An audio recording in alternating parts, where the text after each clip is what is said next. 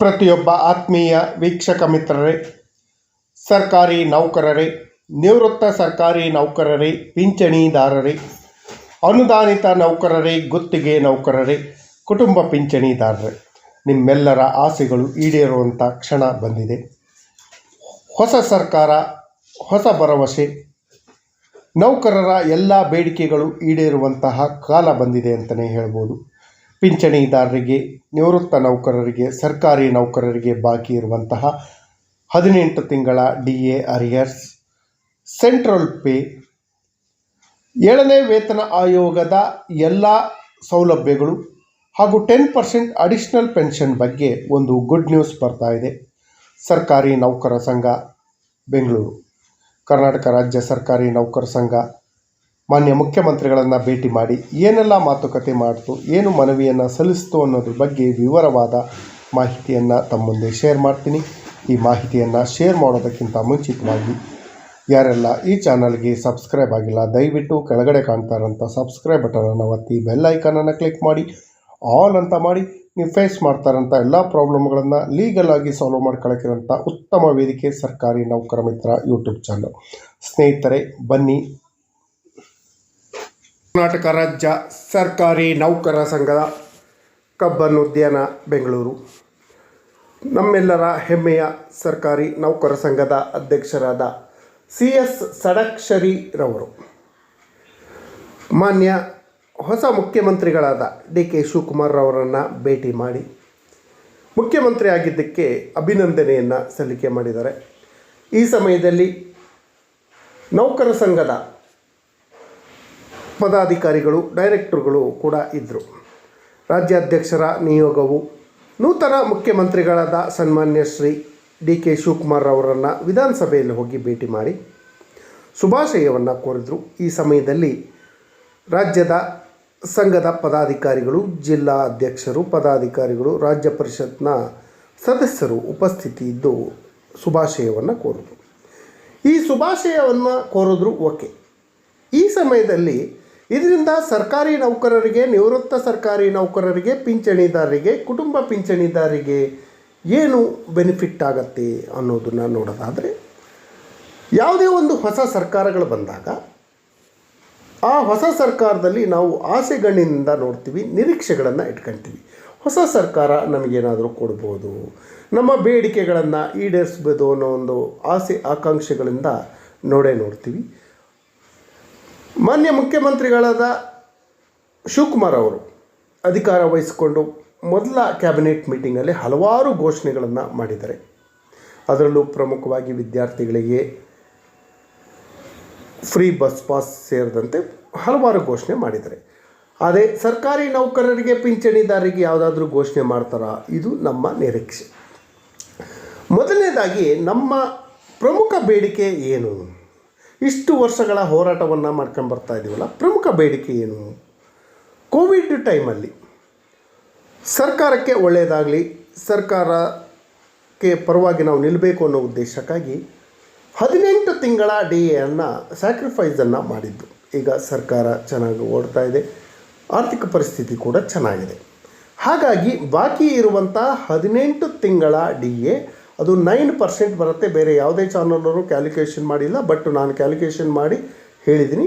ಅದು 9% DA ಆಗತ್ತೆ. ಈಗಿರುವಂಥ ಬೇಸಿಕ್ಕಿಗೆ 9% DAಯನ್ನು ಅಲ್ಲಿಂದ ಅರಿಯರ್ಸನ್ನು ಕೊಡಬೇಕು. ಇದು 2020ರಿಂದ ಇಲ್ಲಿವರೆಗೂ 5 ವರ್ಷದ ಅರಿಯರ್ಸು ಪ್ಲಸ್ DAಯನ್ನು ಸೇರಿಸಬೇಕು ಅನ್ನೋ ಒಂದು ಹೋರಾಟ ಇದೆಯಲ್ಲ, ಇದಕ್ಕೇನಾದರೂ ಬಲ ಸಿಗುತ್ತಾ? ಹೊಸ ಸರ್ಕಾರ ಈ ಬಗ್ಗೆ ಘೋಷಣೆ ಮಾಡುತ್ತಾ? ಒಂದು ಕಂತಿನಲ್ಲಿ ಕೊಡೋಕ್ಕಾಗದೇ ಇದ್ದರೂ 1, 2 ಅಥವಾ 3 ಕಂತಿನಲ್ಲಾದರೂ ಕೊಡುವಂಥ ವ್ಯವಸ್ಥೆಯನ್ನು ಮಾಡಬೇಕು. ಈ 18 ತಿಂಗಳ DAಯಿಂದಾಗಿಯೇ ನಮಗೂ ಹಾಗೂ ಕೇಂದ್ರ ಸರ್ಕಾರಿ ನೌಕರರ ಸ್ಯಾಲ್ರಿಗೂ ತುಂಬ ಡಿಫ್ರೆನ್ಸ್ ಆಗ್ತಾ ಇದೆ. ಇದು ನಮ್ಮ ಹಕ್ಕು, ಇದೊಂದು ಬೇಡಿಕೆ ಇದೆ. ಇದನ್ನು ರಾಜ್ಯ ಸರ್ಕಾರ ಈಡೇರಿಸುತ್ತೆ ಅನ್ನೋ ಒಂದು ಭರವಸೆ ಇದೆ. ಅದರ ಜೊತೆಯಲ್ಲಿ ಮಾನ್ಯ ಮಾಜಿ ಮುಖ್ಯಮಂತ್ರಿಗಳಾದ ಸಿದ್ದರಾಮಯ್ಯ ಅವರ ಸರ್ಕಾರ ಇದ್ದಾಗ ಆ ಸಮಯದಲ್ಲಿ ಉಪಮುಖ್ಯಮಂತ್ರಿಗಳಾಗಿ DK ಶಿವಕುಮಾರ್ ಅವರೇ ಇದ್ದರು. ಆ ಸಮಯದಲ್ಲಿ 7th pay commission report implement ಆಯಿತು. 7th ಪೇ ಕಮಿಷನ್ನ ರೆಕಮೆಂಡೇಷನ್ನಲ್ಲಿ ಸುಮಾರು 40 ರೆಕಮೆಂಡೇಷನ್ ಇದುವರೆಗೂ ಇಂಪ್ಲಿಮೆಂಟೇ ಆಗಿಲ್ಲ. ಅದರಲ್ಲಿ ಪ್ರಮುಖವಾಗಿ ಏನು ಅಂತ ಹೇಳಿದರೆ 10% ಅಡಿಷ್ನಲ್ ಪೆನ್ಷನ್. ಅದು ಯಾರು 70 ವರ್ಷದಿಂದ 80 ವರ್ಷದ ವಯೋಮಿತಿಯಲ್ಲಿರುವಂಥ ಪಿಂಚಣಿದಾರರಿಗೆ 10% ಅಡಿಷ್ನಲ್ ಪೆನ್ಷನ್ ಕೊಡಬೇಕು ಅಂತ ಹೇಳಿ 7th ಪೇ ಕಮಿಷನ್ ರೆಕಮೆಂಡೇಷನನ್ನು ಮಾಡಿತ್ತು. ಅದನ್ನು ಇದುವರೆಗೂ ಸರ್ಕಾರಿ ಆದೇಶ ಆಗಿಲ್ಲ. ಅದ್ರ ಜೊತೆಯಲ್ಲಿ 1/7/2022ರಿಂದ 31/7/2024 ನಡುವೆ ಏನು ರಿಟೈರ್ಡ್ ಆದರ ಒಂದು 30,000 ಜನ ನಿವೃತ್ತ ನೌಕರರಿಗೆ ಅವರಿಗೆ DCRG ಕಮಿಟೇಷನ್ನು EL ಎನ್ಕೇಸ್ಮೆಂಟ್ ಸೇರಿದಂತೆ ಎಲ್ಲ ಸೌಲಭ್ಯಗಳನ್ನು 6th ಪೇ ಕಮಿಷನ್ನ ಬೇಸಿಸ್ ಮೇಲೆ ಕೊಡ್ತಾ ಇದ್ದಾರೆ. ಅದು ತಪ್ಪು. ಅದು 7th ಪೇ ಕಮಿಷನ್ನ ಬೇಸಿಸ್ ಮೇಲೆ ಕೊಡಬೇಕು. ಆವಾಗ ಬೆನಿಫಿಟ್ಗಳು ಜಾಸ್ತಿ ಆಗತ್ತೆ ಅನ್ನೋ ಒಂದು ಹೋರಾಟ ಇದೆ. ಆ ಹೋರಾಟಕ್ಕೂ ಕೂಡ ಬೆಂಬಲ ಕೊಡುವಂಥ ಸಾಧ್ಯತೆ ಇದೆ. ಅದು ಜಾರಿ ಆಗುವಂಥ ಸಾಧ್ಯತೆ ಇದೆ ಅಂತ ಹೇಳಿ ಒಂದು ಆಶಾಭಾವನೆ ಇದೆ. ಅದ್ರ ಜೊತೆಯಲ್ಲಿ 7th ಪೇ ಕಮಿಷನ್ನ final report, second and final report ಇದುವರೆಗೂ ಓಪನ್ ಆಗಿಲ್ಲ. ಅದರಲ್ಲಿ ಏನು ಅಂಶ ಇದೆ ಅನ್ನೋದು ಗೊತ್ತಿಲ್ಲ. ಅದನ್ನು ಜಾರಿ ಮಾಡಬೇಕು. ನೌಕರರ ಅರಿಯರ್ಸ್ಗಳನ್ನು ಜಾರಿ ಮಾಡುವಂಥ ಕೆಲಸಕ್ಕೆ ರಾಜ್ಯ ಸರ್ಕಾರ ಕೈ ಹಾಕಬೇಕು. ಹೊಸ ಸರ್ಕಾರ ನಮಗೆ ಭರವಸೆಯನ್ನು ಕೊಡಬೇಕು ಅಂತ ಹೇಳಿ ಮನವಿಯನ್ನು ಮಾಡ್ಕೊಳ್ತೀವಿ. ಅದ್ರ ಜೊತೆಯಲ್ಲಿ ಸೆಂಟ್ರಲ್ ಪೇ ಹಾಗೂ ಸ್ಟೇಟ್ ಪೇಗೆ ಎಷ್ಟೆಲ್ಲ ಡಿಫ್ರೆನ್ಸ್ ಇದೆ ಅಂತ ತಮಗೆಲ್ಲರಿಗೂ ಗೊತ್ತಿರ್ಬೋದು. 7th ಪೇ ಕಮಿಷನ್ ಇಂಪ್ಲಿಮೆಂಟ್ ಆಗೋಕ್ಕಿಂತ ಮುಂಚೆ ಸೆಂಟ್ರಲ್ ಪೇಗೂ ಹಾಗೂ ಸ್ಟೇಟ್ ಪೇಗೂ 68% ಡಿಫ್ರೆನ್ಸ್ ಇತ್ತು. 7th ಪೇ ಕಮಿಷನಲ್ಲಿ ನಮಗೆ 28% ಟ್ರೀಟ್ಮೆಂಟ್ ಕೊಟ್ಟರ ಮೇಲೆ ಅದು 40%ಗೆ ಇಳಿದಿದೆ. ಓಕೆ, ಈಗ ಆಲ್ರೆಡಿ ಕೇಂದ್ರ ಸರ್ಕಾರ 8th ಪೇ ಕಮಿಷನನ್ನು ರಚನೆ ಮಾಡಿ ಅದು ಜಾರಿ ಆಗೋ ಹಂತದಲ್ಲಿದೆ. 8th ಪೇ ಕಮಿಷನ್ನ ಒಂದು ಬಲ್ಲ ಮೂಲಗಳ ಪ್ರಕಾರ ಅದೇನಾದರೂ ಇಂಪ್ಲಿಮೆಂಟ್ ಆಗಿದ್ದೆ ಆದರೆ ಸುಮಾರು 50ಇಂದ 100%ವರೆಗೂ ಸಂಬಳಗಳು ರೈಸ್ ಆಗತ್ತೆ ಅಂತ ತಿಳಿದು ಬಂದಿದೆ. ಅಂದರೆ 1 to ಡಬಲ್ ಸಂಬಳ ಸಿಗತ್ತೆ. ಹಾಗಾಗಿ ಕೇಂದ್ರ ಸರ್ಕಾರಿ ನೌಕರರಿಗೂ ಹಾಗೂ ರಾಜ್ಯ ಸರ್ಕಾರಿ ನೌಕರರಿಗೂ ಡಿಫ್ರೆನ್ಸಸ್ ಆಗತ್ತೆ. 7th ಪೇ ಕಮಿಷನ್ ಒಂದು ರೆಕಮೆಂಡೇಷನಲ್ಲೂ ಕೂಡ ಹೇಳಿದೆ, ಏನು ನಾವು ಸರ್ಕಾರ ಮನಸ್ಸು ಮಾಡಿದ್ರೆ ಕೇಂದ್ರ ಮಾದರಿ ವೇತನವನ್ನು 2027ರಲ್ಲಿ ಅಳವಡಿಸ್ಕೊಳ್ಬೋದು ಅಂತ ಹೇಳಿದೆ. ಹಾಗಾಗಿ 2027ಕ್ಕೂ ಇದೇ ಮುಖ್ಯಮಂತ್ರಿಗಳು ಇರೋದರಿಂದ ರಾಜ್ಯ ಸರ್ಕಾರಿ ನೌಕರರಿಗೂ ಕೂಡ ನೆಕ್ಸ್ಟು ಪೇ ಕಮಿಷನ್ ಮಾಡ್ತಾನೆ. ಕೇಂದ್ರ ಸರ್ಕಾರ 8th ಪೇ ಕಮಿಷನ್ ಯಾವ ರೀತಿ ರಿಪೋರ್ಟ್ ಕೊಡುತ್ತೋ ಅದನ್ನು ಯಥಾವತ್ತಾಗಿ ರಾಜ್ಯ ಸರ್ಕಾರಿ ನೌಕರರಿಗೂ ಇಂಪ್ಲಿಮೆಂಟ್ ಮಾಡಿಬಿಟ್ರೆ ನಾವು ಈಗ ಪಡಿತಿರುವಂಥ ಸಂಬಳ ಪಿಂಚಣಿಗಳು ಡಬಲ್ ಆಗುವಂಥ ಸಾಧ್ಯತೆಗಳು ಇದೆ. ಅದರ ಜೊತೆ KASS ಕರ್ನಾಟಕ ರಾಜ್ಯ ಆರೋಗ್ಯ ಸಂಜೀವಿನಿ ಯೋಜನೆಯಲ್ಲಿ ವಂತಿಗೆಗಳನ್ನು ಸ್ವೀಕರಿಸ್ತಾ ಇದ್ದಾರಲ್ಲ, ಆ ವಂತಿಗೆಗಳನ್ನು ದಯವಿಟ್ಟು ನಿಲ್ಲಿಸಬೇಕು. ಫ್ರೀ ಟ್ರೀಟ್ಮೆಂಟನ್ನು ಕೊಡಬೇಕು. ಅದರ ಜೊತೆಯಲ್ಲಿ ನಿವೃತ್ತ ಸರ್ಕಾರಿ ನೌಕರರು ಪಿಂಚಣಿದಾರರಿಗೆ ಸಂಬಂಧಪಟ್ಟ ಹಾಗೆ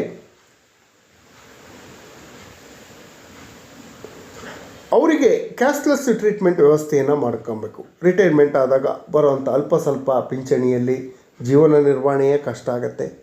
ಅವರಿಗೆ ವಯೋಸಹಜ ಕಾಯಿಲೆಗಳಿಗೆ ಮೆಡಿಸಿನ್ಗಳನ್ನು ತಗೊಳ್ಬೇಕಾಗತ್ತೆ. ಹಾಗಾಗಿ ಅವರಿಗೂ ಕೂಡ ಕ್ಯಾಶ್ಲೆಸ್ ಟ್ರೀಟ್ಮೆಂಟನ್ನು ಕೊಡಬೇಕು.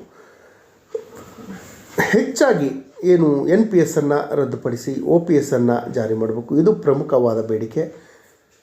ಎಲ್ಲರಿಗೂ NPSನ್ನು ರದ್ದು ಮಾಡಿ OPSನ್ನು ಕೊಟ್ಟು ಎಲ್ಲರಿಗೂ ನಿಶ್ಚಿತ ಪಿಂಚಣಿ ವ್ಯವಸ್ಥೆಯನ್ನು ಸರ್ಕಾರ ಮಾಡಬೇಕು ಅಂತ ಹೇಳಿ ಮನವಿ ಮಾಡ್ತೀವಿ.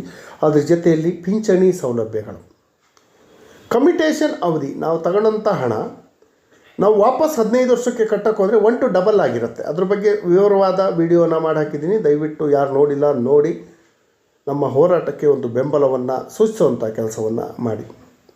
ಅದನ್ನು 12 ವರ್ಷಕ್ಕೆ ಇಳಿಸಬೇಕು ಅನ್ನೋದು ಒಂದು ಪ್ರಮುಖವಾದ ಬೇಡಿಕೆ. ಈ ಬಗ್ಗೆ ಸರ್ಕಾರ ಗಮನ ಹರಿಸಬೇಕು. ಅದ್ರ ಜೊತೆಯಲ್ಲಿ DCRG ಈಗಿರುವಂಥ 20 ಲಕ್ಷದಿಂದ 50 ಲಕ್ಷ ರೂಪಾಯಿಗಳಿಗೆ ಹೆಚ್ಚಳ ಮಾಡುವಂಥ ಕೆಲಸಕ್ಕೆ ರಾಜ್ಯ ಸರ್ಕಾರ ಕೈ ಹಾಕಬೇಕು.